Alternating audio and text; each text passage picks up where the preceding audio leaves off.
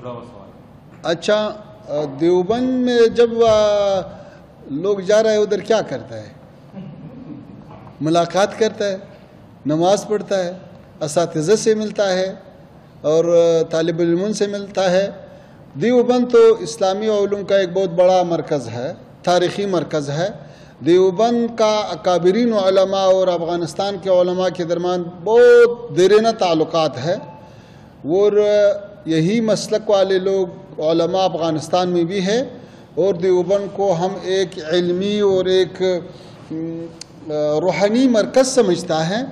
تو ہم یہ چاہتا ہے کہ وہاں پہ اساتذہ اور طلباء کے ساتھ ملاقات ہو جائے، اور یہ جو دیرینہ تعلقات ہے وہ پھر